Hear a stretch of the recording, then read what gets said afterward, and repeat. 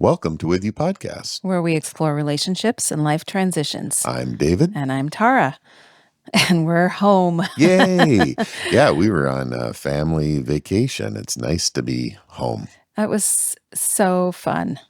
Yeah, and it was remarkable because it was 4 generations of Van Dykes. Mm-hmm. 4 generations. And we don't usually get to go on just vacation where it's just, usually we're working. When we're traveling, we're working. Yeah. So this was really... First time in a long time. Yeah. It was just a multi-generational family vacation. Yeah, truly multi-generational. Yeah. We went from the age of 10 months all the way up to 80. That's right, and everything in between. Everything, well, so not teenagers. A lot, yeah, but a lot of in between. We skipped the teenagers, but we had 20s, 30s, 50s, 80s. Yeah, and it went remarkably well. So actually, that's what we're talking about today. Yeah. We're talking about multi-generational travel, and we've talked a lot about travel on the I think podcast. It was mainly international flights and larger travel. This is local. Yeah, this was. We drove. And we can talk about that too. Yeah, and why we decided to do that, because that's part of the story. But we went local, and we went with everybody from the family, from your side of the family. Yeah. We came from how many states? 4, I think. 4 different states. California, Kentucky, Illinois, and Michigan. Mm-hmm. And so we all... 4 states, 4 generations. We all met together about in 4 days. The homestead. And some of them camped. I mean, we start out with interesting, because there's a lot of us now, and having to figure out how we all can be in one place. Mm-hmm. We chose not to camp. Yeah. Well, yeah.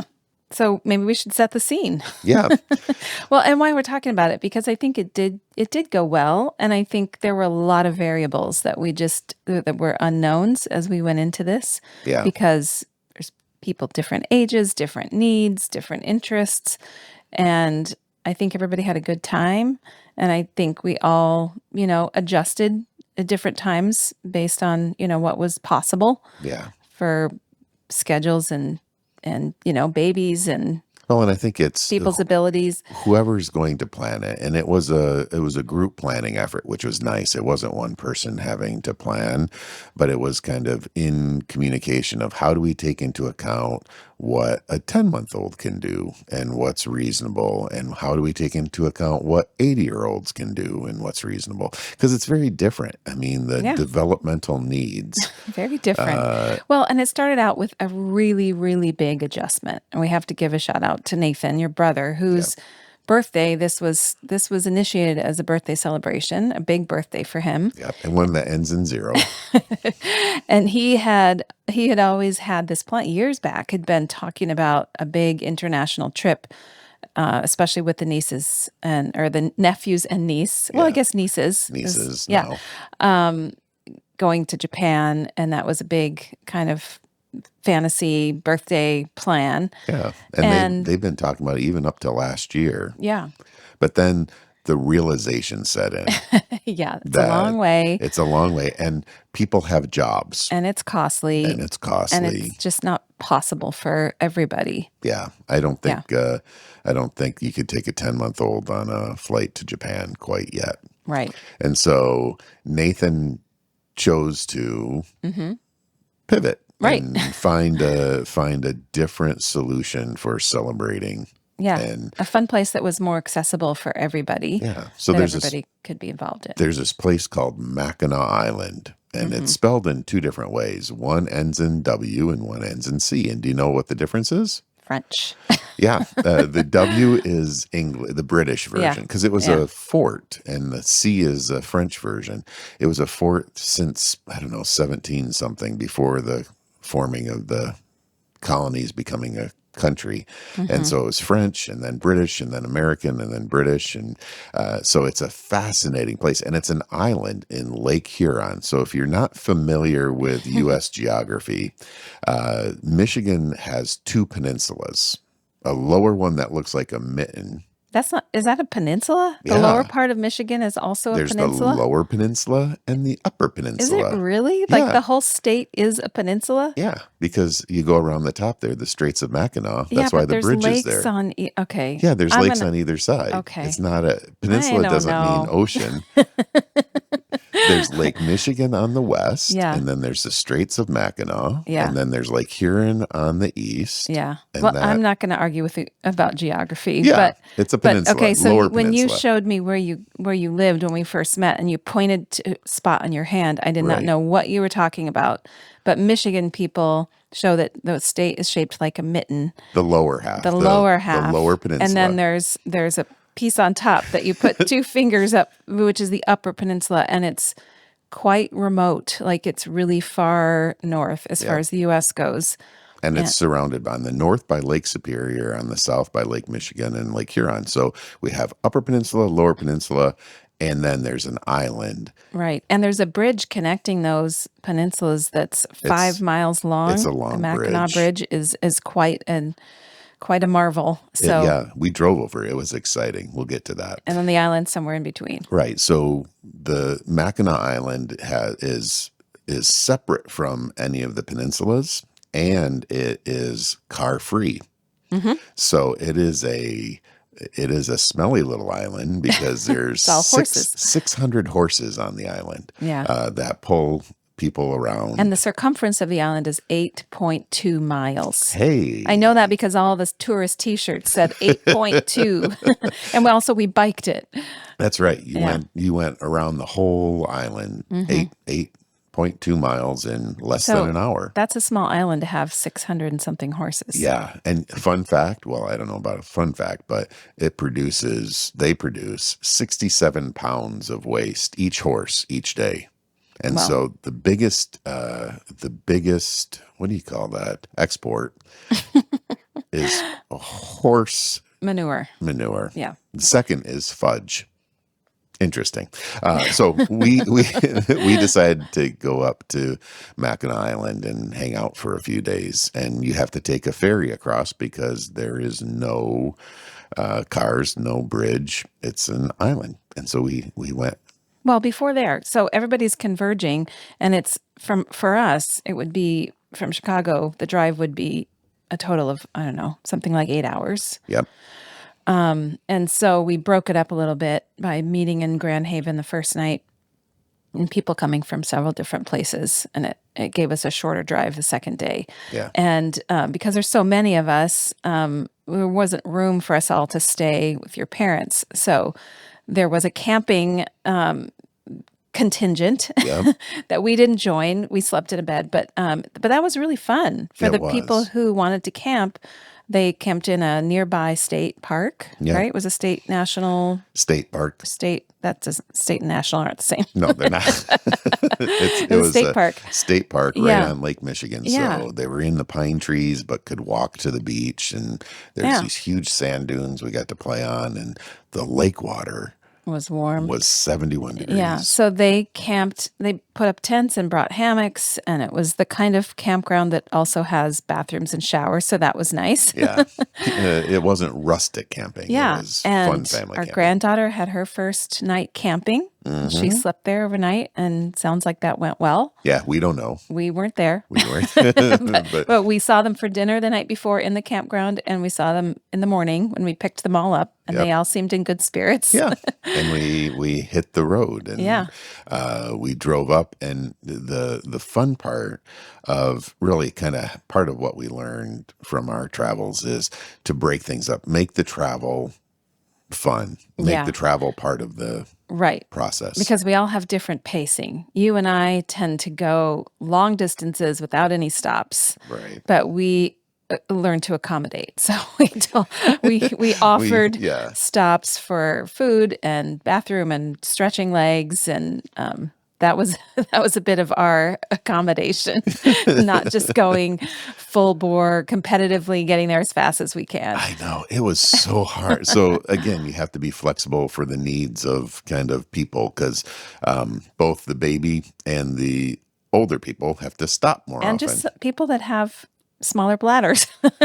Yeah, the biological breaks. Yeah. We don't understand that, but we built that in, and we decided to kind of, rather than just drive right to the island, to find a special kind of place to gather. It was a farm, a winery, and had a nice lunch. Was it Yeah, lunch? it was lunch. That had a nice lunch that celebrated. Yeah, so that our broke it family. up too, because it was going to be a 6-hour day, I think. So we, several hours, stopped for a nice long lunch and enjoyed that, and then got in the car to the ferry. So Oh, and we even were flexible because we drove along the lakeshore rather than just taking the highway. Because you and I would have gone up to the middle of the state and just took the highway. probably, yeah. And instead, we got to drive along the lakeshore. It was beautiful. So if you haven't visited northern parts It of sounds the like lower this is peninsula, a tourist spot for this whole podcast yeah, so far. I love Michigan, I so know. I'm going to plug it as much as You're possible. all lit up about Michigan. It was beautiful, wasn't it beautiful? Yeah, I mean, I will say it's the best of the Midwest. Yeah. If you're gonna spend some time in the Midwest, by the water is always Yep. enhances your experience. And northern Michigan is pretty rustic, but beautiful. Yeah, it is rustic. Yeah, you're not going to have Wi-Fi connection, which is a good thing. Yeah. But also just realize it's remote. Yeah. Like, also we realized that filling up our cars before we entered that area, because there's no place to stop Right. for long stretches. And we didn't have a paper map, so we made sure where we had Wi-Fi, we downloaded the map so we could find our way. So you have to plan ahead, because it's very different than the balances that we grown accustomed to in, say, civilization. Yeah. So, I mean, I guess the first thing that we have learned from travel is making a plan, but holding it lightly. Yes. And also being prepared to accommodate for, I think when travel with a big group gets tricky and uncomfortable is when people get too dug into their own agenda, or you want things you want to accomplish, or activities you want to do that kind of, you're rigid about that. Yep. So I think that's the biggest thing, is that I think everyone in our group held those things loosely. Like, we're going to think more about the whole group than just about our own needs. Yep. And we had a WhatsApp kind of group text that, because it's clear communication. We needed clear communication about what people can tolerate, what was their non-negotiable they wanted to do, and what they could kind of let go of. And so having that ahead of time rather than the day of or during the event was really helpful. Even like who's covering what meal and the finances, because with a multi-generational family, you're going to have people at different financial stages, retirement, their main kind of generative period, or just starting. They're going to have different resources, and so being clear of what's being covered, what's expected, and being mindful of that as you plan. I think looking at things that are accessible to everybody rather than, oh, we can do this, and not thinking about financially what the kids can do or what the parents can do. Yeah, and having rainy day options. Yep. We were really blessed with the way the weather turned out while we were up there, but things can change if, the weather does its own thing. Well, and we had that with the biking, because we were planning on doing it in the morning, and it was rainy and windy. And so, it's the Van Dyke family. So we decided to eat instead and put off the biking until the afternoon when it looked like it was going to clear up. And that was really helpful to try to work around nap times. Both my parents and the baby's nap times. Your parents didn't want to miss anything. No. Nobody was taking a lot of naps. But that's another thing I think that helps offset the expenses on vacation, is we did a couple meals where you and I just went to the grocery store one day, and your mom and your brother went the other day, and just got an assortment of crackers and cheese and fruit, and we all just pulled up chairs on the porch of the hotel and just snacked. Yeah. And that was our lunch. And it was fun. It was fun. And we took over that porch, Well, which, yeah, you know, it was hard to miss us. we we brought attention and fun wherever we went. I hope it was fun. I think it might have been annoyance for some people. Well, and that was a good time. And the other thing that we've learned over the course of many family trips is to have one main thing during the day that you have planned, and then everything else can be other excursions, so electives, and people can go off on their own. Yeah. But like, here's the one thing we're all doing together, but we didn't need to do everything together all the Well, you time. can't. Like with a group that size, you can't all move en masse, and do the same thing at all times with everybody. So we did plan each day had at least breakfast. We all met for breakfast. We had one big event, and Hmm. in between people could choose their own things.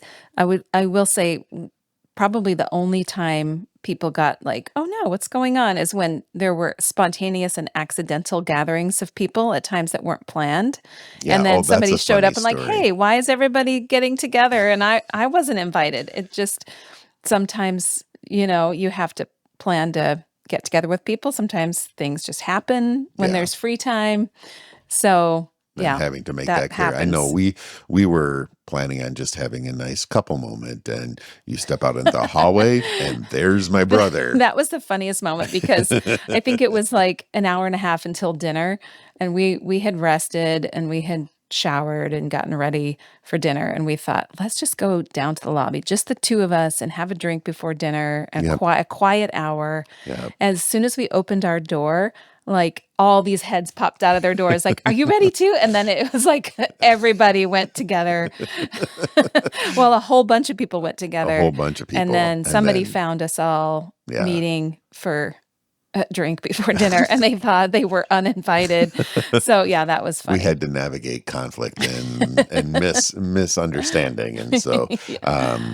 and then I guess that transitions us from planning well but hold it lightly.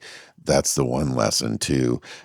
Staying connected, of like touch points of Mhm. when you have those other activities of like, okay, let's meet at this time, this place, uh, that we can kind of reevaluate what's happening. And so that might be having tea together or having a breakfast. I mean, we tended to do that, have breakfast together and plan the day, Mhm. and then come back in moments to reconnect. But then also, you and I wanted to kind of have our own time walking. We didn't do it in the morning; we did it in the In evening. the evening after dinner. Yeah, and we did say, I think when we talked about this with the family, we said people are free during the day to go do your own thing for lunch, but somehow we always ended up gathering together anyway. Yeah, Because I think imagine the young people might, especially the couples, might wanna go off on their own, have a lunch together or something, but we ended yeah. up as a group for every meal. Yeah. That's us being fortunate, right? That I we think all want that to is spend time being together. it truly is us being fortunate, honestly, But I think it's okay if that didn't happen. totally okay. I kind of wanted some quiet. It's weird because I'm the extrovert, but wanted some quiet time. Yeah, I And mean, so, I think, there's always that tension of you're on vacation and you value some quiet time, but also you value every moment spent together with those kids. It's so precious that you have that. I think that's part of the tension of everybody wants to make the most of the time we have together because it yeah, was only a few days. yeah. Well, and I think that's part of that staying connected is, we worked on this, you and I, almost without talking about it, of trying to sit at different tables with different people at different times, because we can get into patterns. I mean, that's Yeah. family systems. If you find a pattern, I mean, in classrooms, people sit in the same seat. In church, In everybody church, sits in the oh, everybody knows remember when where we sat people. in someone's row? I kind of like doing that, just kind of at church, sit in people's seats and see what happens. Yeah, I know you like to shake S- things up. See the love of Christ come out. But we worked on mixing groups and did that also with kind of the separate activities of with a different couple or with different kids of going off and doing things, so you can kind of connect and have that more intimate things. And I think it's really important when you're traveling with a large group or traveling with multiple generations that you guys don't see each other all that much, working it out, because that then removes some of the pressure of doing everything all together all the time. Is that a movie? I think that's Something a movie. like that. All So together all at once. it's interesting. I mean, we have our touch points around food. I wonder where other people have touch points, how they would build that in to their family vacation or traveling together as a family. I mean, no, some people are nervous about that because it can bring up old patterns. But I think if you have the expectation set of here's an opportunity for something new, and letting go of some of the things that drive you crazy of the old patterns, it can be a transformative time of family together traveling. But thinking about how long you're going to travel together, because we've found there is a time limited amount with a big group, both in terms of resources, getting off of work, but also just space together. Probably 3-4 days is a really good. I think that's optimal for us. Yeah. I wonder for others, but I think for us that up to a week is probably too much. Yeah, I think you would organize it differently. If it was a week, I think you would build in more time to do things separately because you've got more time and there's more of a rhythm of coming apart and together. When it's concentrated 2 or 3 days, you probably want to make the most of being together and having shorter alone times. But yeah, with that too, you're talking about touch points. I think some families have rituals. This is for us the beginning of building in these family vacations. Right, we're just learning. Right, we're really just learning because we've done it with our families of origin, but for us, with our children as adults, and with the grandparents and baby, this is a new thing, and us being the sort of middle generation, we're sort of the planners of it right now. You, Nathan, and I, but mainly you and Nathan. I guess I don't know if he had the idea, but I think we shared the planning. I think your mom did a lot of it too. She scheduled and had a lot to do with what we were doing and generosity that helped make it possible. Yeah. That really made it possible. Right. So, but I'm, with this becoming a regular thing, I think people have family vacation rituals that become part of the rhythm and the thing you look forward to. I think of, some families that get matching T-shirts or, becomes family reunion-ish sort of, like we've started at Christmas. We watch a silly Christmas movie. With my family too, I remember a multi-generational time where we hiked the Grand Canyon. Yeah. And it wasn't all of us, but it was a large number of us. And my mom got T-shirts made that was Barnett rim to rim because it was hiking the canyon from the north rim to the south rim. Which is like 20 miles. Yeah, 21, I believe. It's crazy. One day. Why would you walk that far in one day? Well, it's quite a memory. Yeah, it is. But with the matching T-shirts, everybody passing us would ask, "Are you guys a hiking club?" We're like, "Nope, we're a family." So there's things you can do to foster that togetherness and build in rituals and things to look forward to and to make the younger generation feel part of something, which we haven't really developed a lot of yet. No. I'm not sure with our crowd having matching T-shirts. No, I don't know if that would fly. No. That might not be our thing. That might not be our thing, but we could try and see what would happen. I tell you one that was fun that I thought could be the beginning of a sort of a tradition. Because we had a birthday celebration. Yep. Our daughter-in-law made a movie poster that was a riff on the silly Christmas movie that we watched last Christmas or 2 Christmases ago. Yeah. Somewhere in Time, which is a Mackinac. The 80s movie that was set in the Grand Hotel on Mackinac Island. And she made a spoof movie poster. Oh, so good. It was so funny. And it was the big reveal at the birthday dinner. And she replaced herself and Nathan with the actors because they were both the birthday people, she and Nathan. And it got a huge reaction and it was really funny. And then we thought we should do movie posters for birthday gifts. Yeah, that might be the future thing that we do as a family that joins us all. Yeah. Maybe we could use that for the cover art. Maybe we'll share that. You'll have to if look they and agree see. to that. Yeah, maybe look in the show notes on withyouprojects.com. And you can see the movie poster. Yeah, and sometimes it's those spontaneous moments that can become something that turns into a repeated tradition or ritual. Yeah, and I think that goes to our third point that we learned of knowing, like, not all these ideas will work for all families. So you need to know your family. You need to know the family members, because you don't want it to be cringeworthy or uncomfortable or eye roll, unless you're me, and that's the fun of it. But you want to know what's going to meet the needs. And every activity can't, but you want to have something for everybody in ways that really makes it a joining, that you're talking about building an identity. Know the people to build the identity. And Nathan did a really good job at this. I think the centerpiece of our vacation was a boat tour around the island. And for him, it was knowing the people. Of the 10-month-old doesn't walk yet. Mom and dad's mobility, they can't walk miles and miles. And so it's like, let's be together. This was our one event for that day. And we were on a boat, and luckily it was a spectacular weather day. Yeah. Fortunately. And it was beautiful. And we were able to kind of circle the island, relax, giggle, take selfies, and just enjoy being on the water, because for knowing our people, all of our people love the water. Even Rachel and Abigail are water people. Oh, very much so. Yeah. And so that really helped. So being on the water together was a big bonding thing that everybody could do. And so it was so much fun. Yeah, it was a win.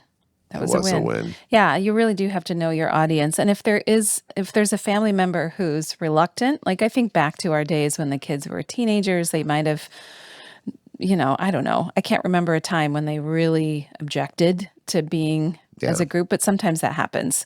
Or they just think, that none of this is like up my alley. Try to think about those people and think of, is there something that you really want to do that we can all join in, and it builds that connection. Well, that was like there was an event of biking around the island, and not everybody could bike around the island. And so there was kind of a bit of divide and conquer. This is one where different people went and did different things. I had a wonderful tour, like learning about the amount of horses and yeah, manure. You didn't bike. You went on a horse carriage tour with Mom and Dad. Amazing facts. Yeah. And it was so much fun. And you all went on a bike ride around the island. And so both groups had fun, and it was fun coming back together and sharing what we saw, what we heard about. And there wasn't a sense of loss or missing out. There was actually more richness in the diversity of experiences. Yes, but also it was hard for our granddaughter. She had never been the only way you could rent a bike where we were renting bikes was for a baby. Was the Burleys, the trailer that goes behind the bike. I think she was a little too small for it, so the harness didn't fit well, and it was a new experience. It was probably also nap time. I don't know, it was hard. And they gave it a really good go. They made it some distance with us on the bike, but they had to make a choice to turn around. Yep. And they were accommodating their child. They were like, this is fun for us. It was fun for her for a little bit, but doesn't seem to be now. So we're going to give and I think there are tensions. I remember that when we were in that stage of life, when the kids were little and really needed to take breaks and naps. And I couldn't join in what everybody was doing often, because I would need to go and sit with them while they napped. And that is a hard thing when you're in different stages of life. And so I think that's where we all have to figure out, what is okay for us to be a part for, and what do we have to give up because we're just not in that place where we can enter in. So, I think everybody had realistic ideas about what was possible for them, and, Yep. And having to make some adjustments because not everybody can do everything. Yeah. And Rachel was cute when they turned around to go back, because they had gone as far as it really was working for the baby. Yeah. She's like, maybe this time next year she'll love it, then not this year. Just, looking to the future. There's times where this will be a different experience, but right now Yeah. it is what it is. Well, and realizing what limitations, like as a family, of maybe someone doesn't have as many vacation days and needs to Mm-hmm. leave early, or Mm-hmm. the car ride is very long, and so there needs to be flexibility. And on the elder statesman in the family, of not feeling like there's a kind of a missing out of, like, yes, there needs to be flexibility of how long you can stay and enjoying the moments you have, Yeah. and holding both the disappointment and the joy together. Right. Well, and I totally know that was hard for mom Yeah, because she never wants to miss anything that we're all doing. And they were just in a place in life where they couldn't bike, they couldn't join in some of those things that we chose to do. And I think they were also very accepting of that. Like yeah, we're going to go take a rest, or we're going to sit here on the porch for a while. But I know it's also hard. Just yeah. because they realized it was realistic doesn't mean it wasn't hard Right. to adjust sometimes, because we can't all do the same things everybody does at the same time. No, and I think mom realized that, and did the last thing I learned from her is asking questions. So like, she had friends that had been on Mackinac Island for their honeymoon or Mm, whatever, and so she asked for, like, with young families, what would be some activities for 20 somethings, for older people, for more mobility issues, and she reached out to local or people that had been there a lot to say, because she knows, like, we like to eat at restaurants that aren't touristy, that are more local and homespun. And so there was a list that she got on the island of where we could do that, and activities that would be more age appropriate. And yeah. I love that. And I hadn't thought of that, because we kind of just forage ourselves. No, I'm very much a planner like your mom. So I Yeah, think I'm not. I I'm think not like, I let's know. let's find the But surprises. I think Get we open lost. ourselves to both of those things, but I think our vacations often go well because planners have set up those ideas Oh, weird. that we can then say, "Oh, we don't know what we're doing for lunch. Well, here's 3 places somebody told me about."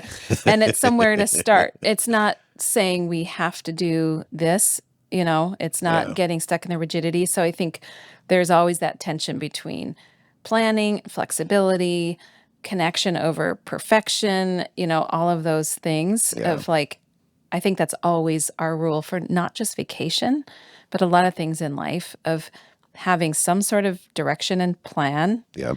but also being open to that changing and being open to flexibility.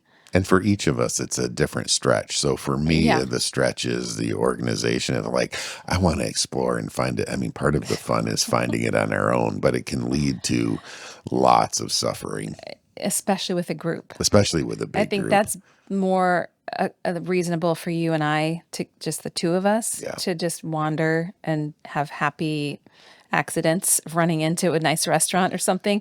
Yeah. But for a big group, that can lead to more frustration. So I think that's where some families get into trouble. If you're like, oh, somebody's idea is, let's just wander until we find a place for lunch. Well, then you get past the point of hunger. You get Yeah. into, people have different preferences. It's much better to set expectations really clearly ahead of time. And Yes. not like, okay, this is a restaurant we have to go to, Right. and because it might be a long wait, and so it's like, oh, we need to move from that. So there needs to be flexibility on both. I have to Agreed. be flexible in terms of structure, and kind of being able to pivot from the plan. And Yes. you do that really well. But having in therapy, I talk about, you should always be able to have a position you can retreat from, Hmm. but you need to have the position and the ability to do something completely different. Yeah. Yeah. And that's why I think the structure, like with, here's plan A, here's sort of our idea of what's going to happen each day. Yep. Here's plan B in case that's not possible. Like, somebody twists an ankle. We can't all, I mean, there's all sorts of ways plans can be derailed, or the Yeah. weather is terrible. We can't even leave the hotel. Or food poisoning. yeah. Yeah. Oh, God forbid. Or all sorts of things. So have a sort of a plan B, which we did for rainy days. We never had to do, Yep. but sort of so that it's not like, oh no, if this plan is not possible, now we're stuck without ideas. We have sort of different layers of ideas, but then also plan C, which is just, let's just wander. Let's just let things unfold. Let's, go to something completely different that we didn't know about until we just talked to this local. Or the flexibility. So we had a plan of we're all going to drive back through the lower part of Michigan. Mm-hmm. So kind of one thing I like is the journey being part of the adventure. Mm-hmm. And so like even the ferry, seeing our daughter-in-law, big beaming smile as it was a choppy lake when we were having the ferry back from the island. Yeah. And she was in pure heaven as I was struggling with a little bit of motion sickness. But it was fun to see her enjoying that travel. But the pivot was we were going to drive back down through the lower peninsula, and we decided to do something different and have an adventure of go over the bridge to the upper peninsula and drive along the lake. Down through Wisconsin, back to Wheaton. And what an adventure. Which took a little longer, but it was fun because we hadn't been that way. No, and we made some stops. We were actually pretty chill driving back because we found in northern Michigan, in the UP, they have a very tasty treat that it was made for miners back in the day. They had copper mines up there, and it's called a pasty. Mm-hmm. And it's basically like a pastry filled with meat and potatoes. Yeah, in Europe it would be a meat pie. Yeah, but it was and so good. And so we were driving and kind of like getting a little hungry, and then we came across what was it, Dobbers? Oh, I can't remember the name, but yeah, that's one area that I let be flexible. First, we were looking at towns and thinking, "Oh, we should stop here for lunch." I said, "Yeah, let's just wait and see what we find," and that worked out well. And we stopped in a town called Escanaba. Yep, and found a little pasty shop. Yeah, and that's all they did was pasties. That's the kind of place that you should go to for. Because when we walked in, we were like, "Oh, we're different." Yeah. It was local place. Yeah. And my brother, who likes to commemorate things by buying T-shirts, that's his go-to, bought this pasty T-shirt. Yep. And then as we went through Wisconsin, we told our passengers, you haven't been to Wisconsin if you haven't stopped at a cheese castle. Yeah. Because as you drive through Wisconsin, the billboards all either say eat or cheese or beer. And so we stopped at the cheese castle, which is quite a sight. It is actually a castle. Well, shaped like a castle. shaped like what a Midwesterner thinks a castle looks like. Right. There's one turret. Having looked at castles in Europe, built in the medieval times, this is no real castle, but it's disappointingly, it's not built out of cheese. Well, it's full of a lot of cheese. It's full of cheese, but I thought like a cheese castle, it would be kind of cool if it was built out of or looked like it was built out of cheese. But it wasn't. So we stopped there. Got cheese curds. Yes, we got cheese curds. And you know what I learned about cheese curds? Because I talked with the little guy up front while everyone went to the bathroom. The fresh ones squeak. When you chew them, they squeak. And so that squeaky sound is actually fresh. Now, he could have totally been lying to me. But so we had a few cheese curds, and they squeak as you chew them. That's a fun fact. That's a fun fact of something we learned by having a stop at the cheese castle. At the cheese castle. Yeah. And then we hit some torrential rains after that. Which was an adventure in and of itself. It was certainly an adventure because the entire drive from leaving the island to getting home was about 8 hours. And that was a long time driving anyway. It was a long time. But then you and I took turns driving, and both of us had times through rain so heavy we couldn't see if there was a road or not. Yeah, there was no point steering anymore because we were Yeah. hydroplaning. I mean, yeah, it was a little stressful. Yeah. But we were helpful. The passenger would always hit the hazard buttons yeah, because the other person so that had the their hands. drivers coming up behind us could see that there was a car in front of them because it was that heavy, and then big lightning bolts coming down too. It was quite exciting. Yeah. I enjoyed it. And I think that's part of, that's part of the adventure. I think about when we traveled to see your folks to Colorado and back, the traveling was painful because it was so long, but it was also, you could make it fun. Oh, And yeah. so being able to like really shift out of outcome-based thinking to process-based thinking really helps. The process of driving, of seeing things, of having conversation, of going through the North Woods with pine trees and then seeing swampy areas and then sand dunes, of like talking about the geological differences. How fun is that? Or I think we've seen the bumper stickers. It's not about the destination. It's about the journey, you know. Yeah. But it's true. You have to kind of lean into that because otherwise it could be torture. And honestly, our bodies are a little older than they were when we used to take that drive. So the 8 hours in the car feels a little different. So I think breaking it up did help. Like when we got out to stretch, we really needed to stretch. At the Cheese Castle, we kind of stumbled into the Cheese Castle because, the hip flexors, that's a real thing. It's a real thing. So we have this journey can be as much of the memory making and kind of conversation. And that's the fun part of family trips together is the storytelling you can do long distance or being able to have those memories. And so we like, my mom likes especially making picture books out of our travels. So actually making memory books used to be creative memories. Ding, ding, there's a commercial. But now there's another, like online, you can make books of memories and leads to conversations, especially cross-generational. Yeah, it does. It is fun to look back at those and kind of reminisce. And they get then blurred in your brain with what do you actually remember and what is from those photos. Because we had been to Mackinac when our kids were small, back exactly 20 years before that. And so Annika had been 3. So she was eager to see what she remembered, what was familiar on the island 20 years later. And you know what she but remembered? we were asking her and she's saying, I don't know if I remember this or if I've just seen a photo. I can't distinguish between, the photos that have been shared and what's actually in my mind. But she did remember some things. Yeah, especially smells. She was like, she could remember the smells. Yes. Just beautiful pine smell. Yep. You're thinking of the horses. The horse smell. Although they spray the horses down with like citronelle. Yes. They smelled like it was anti-mosquito stuff. Yeah.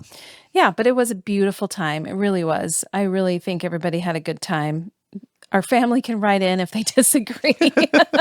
Or we can kind of tape them and they can leave voice messages. We'll put them on at the end of this. And because this was kind of like a Michigan promo spot, we will put links in our show notes for anybody who's interested in. For the campground in Western Michigan, for the winery up in Traverse City. Yeah, you can follow our vacation footsteps. You can go to Mackinac. We can tell you about the ferry we took. And the pasty shop in Escanaba. We will find all those things and we will link them. What about the Cheese Castle? And if anybody would like to sponsor us, sponsored by Mars Cheese Castle in Wisconsin. Where you can get cheese in any flavor and it's squeaky. Mars Cheese Castle. We do not have ads on our podcast, and I think we're pretty committed to not doing that, but we do love reviews. So if you like anything that we're talking about, we love a review to help other people find our podcast. Yeah, or just let us know. Never do a travel log again. Either way, any feedback is great. There's no bad press. There's no bad feedback. We're open to learning.